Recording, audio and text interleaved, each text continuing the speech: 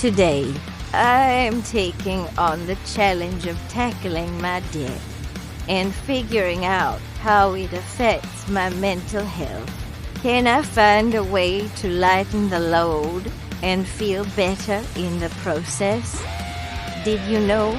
Studies show that over 60% of people in debt report significant levels of anxiety and depression.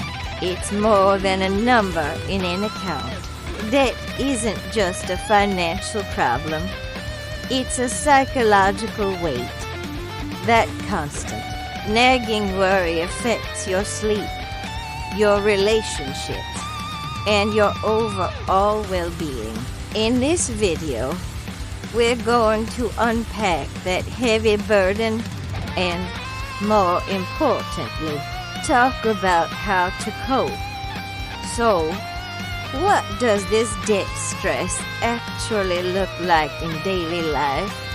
For many, it is the debt dread, that pit in your stomach when you check your bank account or see a bill notification. It's the anxiety of what if. What if I lose my job?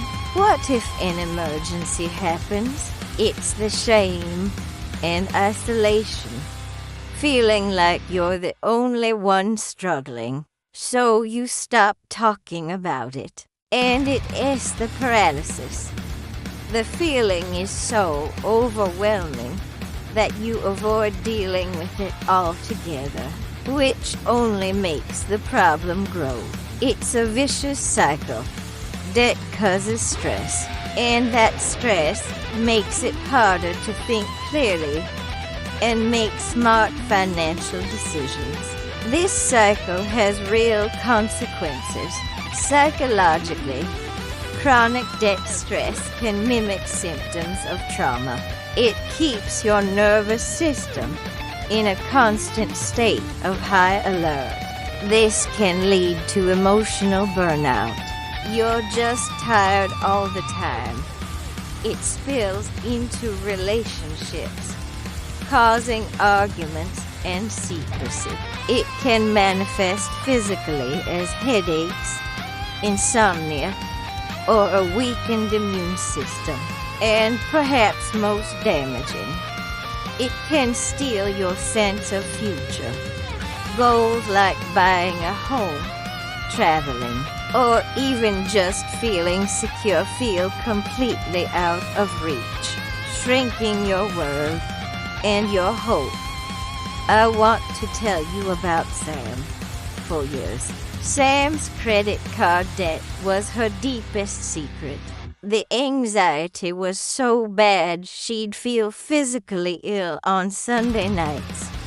It affected her work, and she withdrew from friends. The turning point, a panic attack over a $50 parking ticket, the final straw. That crisis forced her to do two things. First, she shared the burden. She told one trusted friend. Just saying it out loud broke the isolation. Second, she made one small, non-financial decision. She called a free, non-profit credit counseling service. Not to solve it all at once, but just for information. That call was her breakthrough. It wasn't an instant fix, but it was the moment she switched from being a victim of her debt to becoming an active participant in her own recovery. She realized the goal wasn't just a zero balance, but her peace of mind. So, what's the takeaway? Debt weighs on your mind as much as your wallet. The feelings of anxiety, shame, and isolation are normal, but they are also manageable. Addressing debt is a dual process. You need a financial plan and a mental health strategy. You are not alone in this. If you've experienced this weight, share one word that describes how debt feels to you in the comments below. It is a powerful first step. And for actionable steps on managing the stress that comes with financial pressure, click here for our video on 5 immediate tools to reduce financial anxiety. Thanks for watching. Remember, the goal is progress, not perfection.